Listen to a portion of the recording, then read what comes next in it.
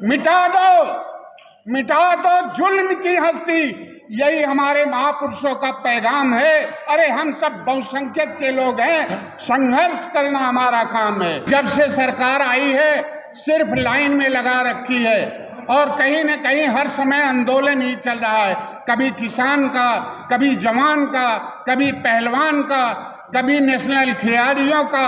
अब तो आपके हक अधिकार पे भी लात मारा जा रहा है। इसलिए संगठित होकर के मैं सभी को आह्वान करता हूं कि संगठित होकर के अगर लड़ाई लड़ोगे तभी जीता जाएगा, नहीं तो आने वाली पीढ़ियां आपको कोसेंगी। कुछ लोग हैं जो आज भी ये बहुसंख्यक संगठित होते हैं और संगठित होकर के लड़ाई लड़ते हैं, लेकिन पर्सनल ओबीसी में एक जात को टारगेट करते हैं। भाई मैं तो इतिहास पढ़ा हूं, शुरू से जितनी भी लड़ाइयां हुई हैं उसमें कहीं न कहीं ओबीसी में यादव आगे, चाहे वो चंदा देने का हो, चाहे लड़ाई लड़ने का हो, चाहे तुम्हारे साथ खड़ा होने की बात हो, यही खड़ा होता है, लेकिन उनको टारगेट करते हैं। उन भाइयों से भी मेरा कहना है, आज भी देख लो तुम्हारे साथ कौन खड़ा है।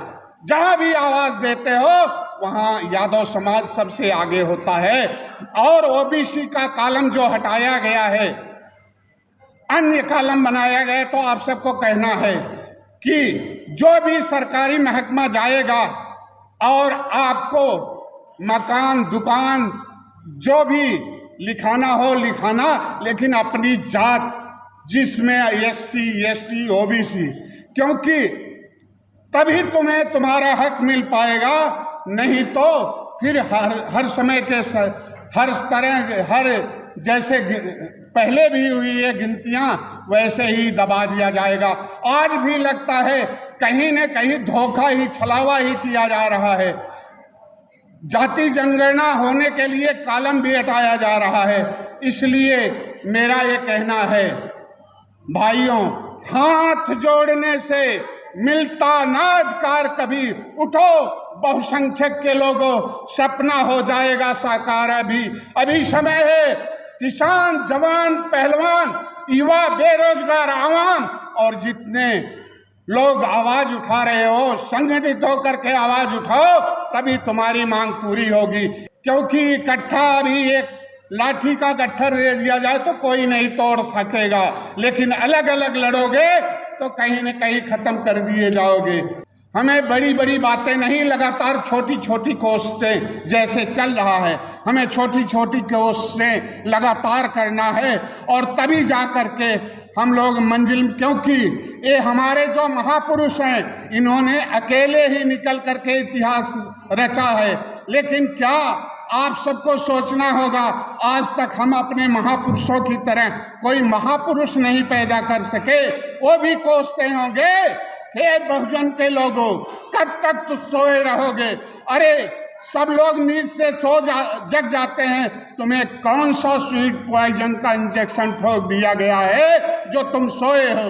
क्योंकि शिक्षा छीन ली गई, सुरक्षा खत्म कर दी गई है, और कहीं आपस में इकट्ठा होकर के आप बात भी नहीं कर सकते, क्योंकि जहां बैठे हो कहीं न कहीं एक दूसरे से डर लग रहा है।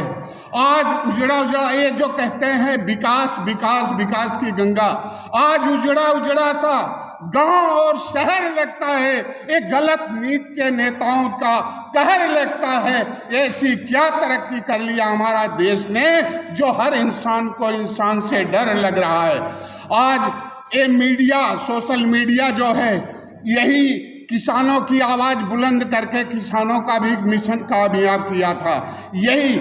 और नेशनल मीडिया तो आज एकदम आपकी आवाज नहीं उठा रही है, और यही कारण है, कभी इस देश को आजाद कराने में यही मीडिया काम किया था, आज इस देश को फिर से गुलामी में धकेला जा रहा है, यही मीडिया काम कर रहा है। इसलिए संविधान खतरे में है, सब लोगों को संविधान बचाना है, क्योंकि जो मिला है, जो शिक्षा, मुझे तो पहले का याद है, क्योंकि आप लोगों को वोट देने का भी अधिकार नहीं था। बाबा साहब ने तो संविधान बनाया और बोले कि संगठित होकर एक लड़के ले लेना, लेकिन नहीं मिला था। जब संगठित हुए और लड़ाई लड़े तो आपको अधिकार मिला, वह अधिकार भी छीना जा रहा है। इसलिए ईवीएम हटाओ, लोकतंत्र बचाओ। जब तक ईवीएम है तब तक शायद हम अपनी वोट तो डाल रहे हैं, लेकिन कहीं न कहीं हमारी वोट को भी हैंग कर लिया जा रहा है।